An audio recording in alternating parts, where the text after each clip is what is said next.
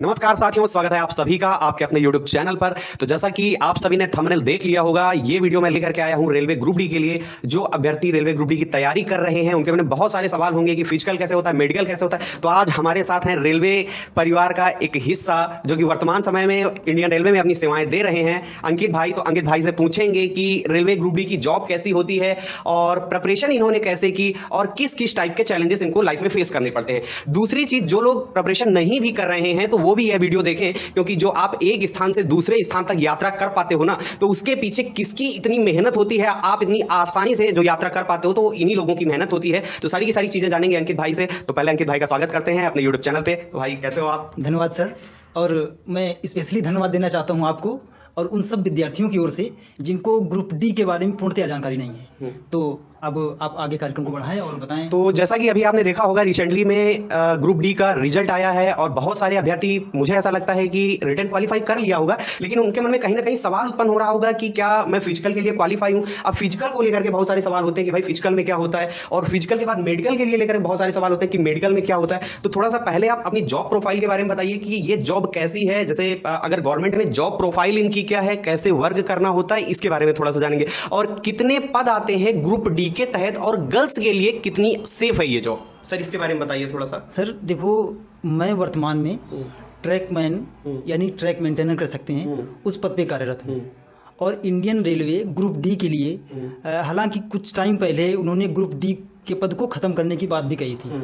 और हम लोग का जो जॉब का जो ज्वाइनिंग लेटर आया हुआ था तो उसमें लिखा भी हुआ था ग्रुप सी, और ब्रैकेट में ये बात लिखी हुई थी भूतपूर्व ग्रुप डी। तो कह सकते हैं, हालांकि उसके बाद भी जॉब वैकेंसी निकाली गई ग्रुप डी के लिए। तो इस पद में, इस ग्रुप डी में कम से कम ये कह सकते हैं लगभग 12 से 13 पोस्ट आती हैं। उनमें से कुछ डिपार्टमेंट में इनको विभाजित किया जाता है, जैसे कि signal and telecom, track maintainer, track machine और पॉइंट्समैन, और इस तरीके के और सारे पद हैं। ज़्यादातर होता है कि जो भी वैकेंसी आती है उनमें ज़्यादातर वैकेंसी और ज़्यादातर ट्रैक मेंटेनर और ट्रैक मशीन के पदों को भरा जाता है। अच्छा, तो ये चीज़ है। अच्छा, जैसे हम यहाँ पे गर्ल्स की बात करें तो गर्ल्स के लिए क्या ये पद सेफ है, या गर्ल्स के लिए इस पे कोई एक अलग डिवीजन है जिसपे गर्ल्स अच्छी अपनी सेवाएं दे सकती हैं? यदि सरकार ने भर्ती करने के लिए गर्ल्स के लिए वैकेंसी ओपन की है तो कहीं ना कहीं ये कह सकते हैं कि गर्ल्स के लिए सेफ है। लेकिन लड़कियों के लिए वह जगह है, वह सिचुएशन कैसी है, ये डिपेंड करता है वहाँ जाने के बाद। तो मैं ये कहना चाहूँगा कि जो ग्रुप डी का जो ट्रैक मेंटेन, लेकिन देखो ऐसा है कि आप लोगों से कितना व्यवहारिक हैं, आपके साथ रहने वाले लोग कितने अच्छे हैं, ये बात उन लोगों पर डिपेंड करती है।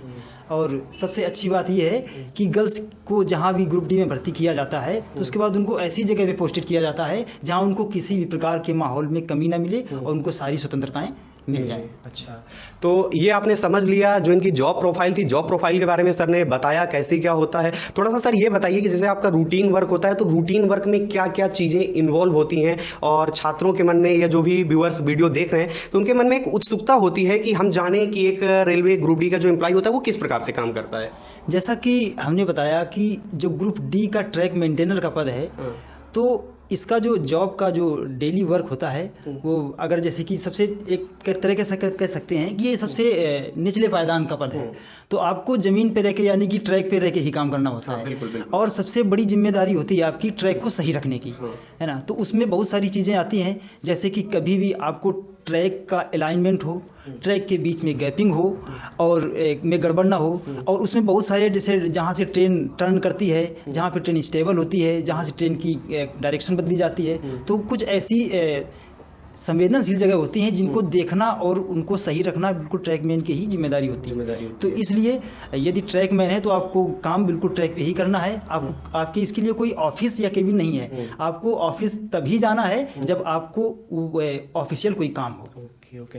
तो ओवरऑल ये कह सकते हैं कि जैसे आप देखते हो ना, इस छोर से उस छोर आप बड़ी आसानी से पहुंच जाते हो बिना कोई दिक्कत के, और तो वो पॉसिबल हो पाता है इन जैसे लोगों की वजह से, क्योंकि ये अपना काम बड़ी मेहनत से, बड़ी शिद्दत से करते हैं। कोई मक्कारी नहीं होती। मुझे नहीं लगता कि यहाँ पे कुछ ऐसा तो होता नहीं कि अगर सर्दी है तो हम ये बहाने तो कर नहीं सकते कि भाई सर्दी है तो मैं नहीं जाऊँगा। जैसा कि मुझे याद आ रहा है कि मैं जब ना ज्वाइनिंग लेटर लेके उस पर ऑफिस गया था जहाँ पे हमारे उच्चाधिकारी बैठते हैं, तो उन्होंने मुझसे सबसे पहले ये प्रश्न किया था कि क्या आप जॉब के लिए तैयार हैं।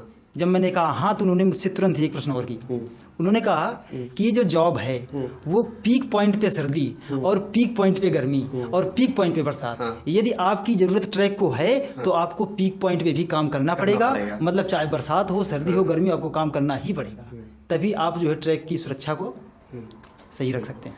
तो आपने ये चीज़ समझी कि जॉब प्रोफाइल क्या था सर का, तो आई थिंक यहाँ तक आपको चीज़ें क्लियर हो गई होंगी। आप थोड़ा सा सर से जानेंगे, जब इन्होंने रिटन क्वालिफाई किया और रिटन क्वालिफाई होने के बाद फिजिकल होता है, इसके बाद मेडिकल होता है, तो फिजिकल में क्या प्रोसेस होता है और इसके बाद मेडिकल में क्या प्रोसेस होता है, ये थोड़ा सा आप बताइए। तो रिटन क्वालिफाई होने के बाद मुझे कुछ टाइम बाद फिजिकल के लिए जो बुलावा आया, तो मुझे इलाहाबाद बुलाया गया था। और जैसा कि होता है कि इसमें 2 प्रकार की दौड़ होती हैं। एक जो दौड़ होती है वो उसमें क्या होता है कि 1 मिनट दिया जाता है, 35 किलो का भार लेकर आपको 100 मीटर दौड़ना होता है।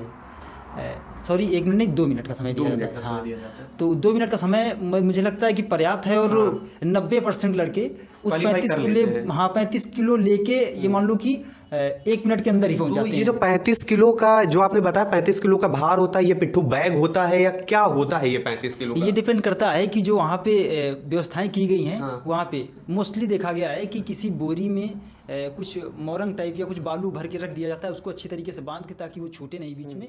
और सबसे बड़ी कंडीशन ये होती है कि आपको स्वयं ही उसको उठाना है, उठा के उसको गंतव्य तक ले जाना है। और बड़ी चीज़ है कि फेलियर का सबसे बड़ा कारण है कि यदि आपने एक बार सही से उठा लिया तो आप ले जाएंगे। 35 किलो की बहुत बड़ी चीज़ नहीं होती। अगर ट्रैक मेंटेनर के पद पे आप दावेदारी कर रहे हैं तो उसका मतलब आप शरीर से, फिजिकल से फिट होना चाहिए। और यदि 35 किलो उठा के ले जा रहे हैं तो आप ले जा सकते हैं आराम से भी, यानी कि बिल्कुल आराम से चल के 2 मिनट में पहुंच सकते हैं। बस उसका आपको कहीं रखना नहीं है, उसको गिराना नहीं, या आपको खुद नहीं गिरना है, ये सावधानी आपको रखनी है। तो मतलब ओवरऑल सर के कहने का मतलब यहाँ पर ये है कि 35 किलो का एक बोरी होगी, उसमें रेत हो सकती है, मोरम हो सकती है, या कुछ भी हो सकता है, और वो रेलवे वाले इस प्रकार से बांधते हैं कि वो बीच में गिरे नहीं। आपकी जिम्मेवारी ये बनती है कि आपने जिस स्थान से उठाया और जिस स्थान तक आपको ले जाना है, तो बीच में वो बोरी आपसे गिरे नहीं। ठीक है। गर्ल्स के लिए भी सर यही चीज है कि गर्ल्स को भी 35 किलो का भार उठा करके दौड़ना होता है? हाँ बिल्कुल, दोनों लोगों की प्रक्रियाएं समान है। हाँ। तो यहाँ पे जो समानता का है, समानता का मतलब पूर्णतः पालन हो रहा है। अच्छा, ये हो गया भार वाला। कोई रनिंग प्रक्रिया भी होती है इसमें? जी, 1 किलोमीटर दौड़ने के लिए एक दूसरी दौड़ होती है। हाँ। उसके लिए आपको 4 मिनट प्रोवाइड किए जाते हैं। अच्छा। सॉरी, 4 मिनट नहीं, 5 मिनट प्रोवाइड किए जाते हैं। हाँ। तो उस 5 मिनट में आपको जहाँ पे आप दौड़ रहे हैं, जिस ग्राउंड पे दौड़ रहे हैं, तो आप देख सकते हैं कि वो अपनी व्यवस्था के अनुसार कहीं पे एक गोला सर्कल बना देते हैं 4 चक्कर के लिए, या फिर कहीं भी लंबी दौड़ बना देते हैं, वो एक अलग चीज़ है। तो उस 5 मिनट में आपको 5 मिनट के अंदर ही, आप धीमे दौड़ो कैसे भी दौड़ो, आपको पूरी करनी है। और ये दोनों ही दौड़ क्या होती हैं कि आपको विद इन टाइम पूरा करना ही है। अगर आप किसी में फेल होते हैं तो आपकी दावेदारी निरस्त हो सकती है। तो सर, जो आपने अभी रनिंग के बारे में बताया, एक आपने बताया कि एक पहले रनिंग होती है और इसके बाद में एक दूसरी रनिंग होती है, तो दूसरी रनिंग का प्रोसेस क्या है, थोड़ा सा इस पे बताइए आप। तो ये जो पहले रनिंग होती है 35 kg का वेट लेके 2 मिनट के लिए, तो इसके बाद क्या है कि अगर आप इस दौड़ में क्वालिफाई होते हैं तो आपको अगली रनिंग, यानी वहीं बिल्कुल तुरंत लगे हुए 1000 मीटर यानी कि 1 किलोमीटर के लिए 4 मिनट 15 सेकंड आपको दिए जाते हैं।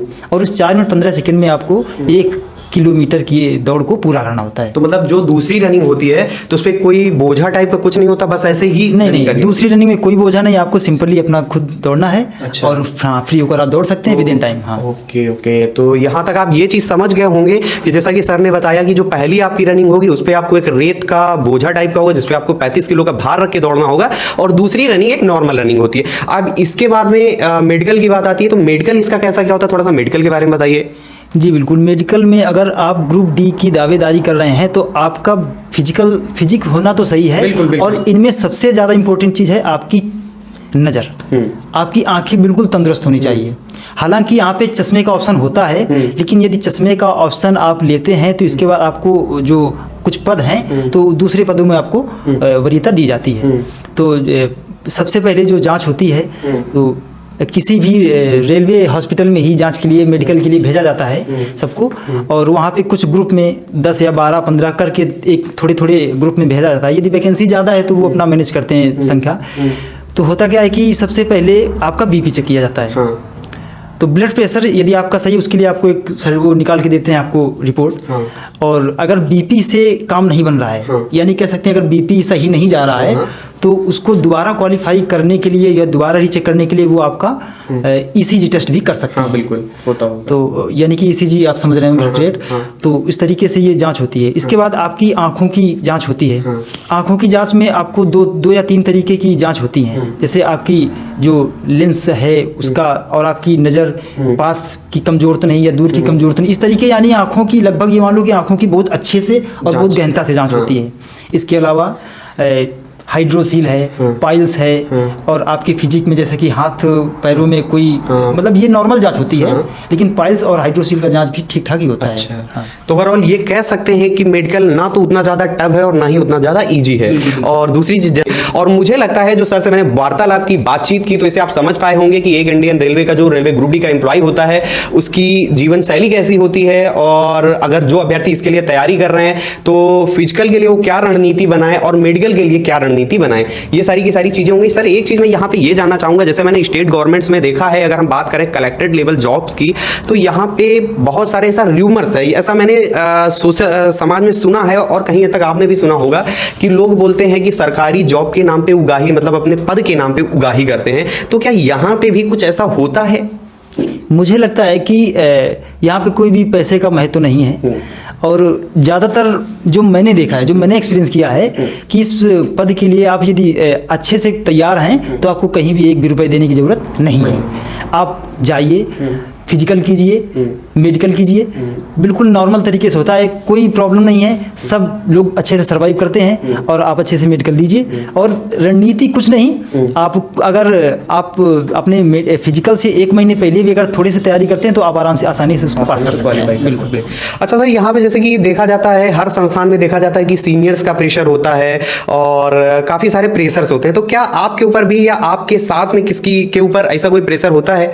देखो, ये बिल्कुल सामान्य सी बात है, यदि आपके ऊपर उच्चाधिकारी हैं तो उस बात का प्रेशर तो थोड़ा बहुत बना ही रहेगा। लेकिन मुख्य बात यह है कि यदि आप कहीं पे काम कर रहे हैं और आप अपनी रिस्पॉन्सिबिलिटी को पूरा कर रहे हैं तो अधिकारी भी आपको अच्छे से कोऑपरेट करते हैं, इसमें कोई दो राय नहीं है। तो और जो कुछ अधिकारी हैं, कभी होता है कि कुछ अधिकारी आ जाते हैं अपना थोड़ा सा रौब झाड़ते हैं, तो वो एक अलग चीज़ है, वो हर जगह ऐसी चीज़ें होती नहीं हैं। और आपका जो ये ग्रुप डी का जॉब नेचर है तो उसमें क्या है कि अपनी बहुत ज़्यादा रिस्पॉन्सिबिलिटी होती नहीं इसमें। लेकिन कहने का मुझे तो ये लगता है कि बहुत ज़्यादा रिस्पॉन्सिबिलिटी होती नहीं है, लेकिन अगर एक तरह से देखा जाए तो इंडियन रेलवे का जो पूरा भार है या इंडियन रेलवे की बैकबोन है वो शायद ग्रुप डी के एम्प्लॉय ही है। बिल्कुल बिल्कुल, ये कह सकते हैं कि जो इंडियन रेलवे की जो रीढ़ है वो ग्रुप डी एम्प्लॉय, और मुख्यतः कह सकते हैं कि ट्रैकमैन है। हाँ, ट्रैकमैन। अगर ये अपना काम एक भी दिन शिद्दत से ना करें तो मुझे लगता है कि भारतीय रेल सेवाएं जो हैं वो ठप हो जाएंगी। तो आई होप ये आपको चीजें समझ में आई होंगी। अगर आपके मन में कोई भी डाउट है तो आप कमेंट बॉक्स में जरूर टाइप करिएगा। रिटन को लेकर के, फिजिकल को लेकर के, मेडिकल को लेकर के मैं अंकित भाई से गुजारिश करूंगा, इनका कमेंट में पिन कर दूंगा, ये आपके जो भी कमेंट्स होंगे उनके सारे के सारे उत्तर देंगे। ठीक है, अगर आपको वीडियो अच्छा लगा है तो वीडियो को लाइक कीजिएगा, चैनल को सब्सक्राइब कीजिएगा, वीडियो को ज्यादा से ज्यादा शेयर कीजिएगा। Thank you.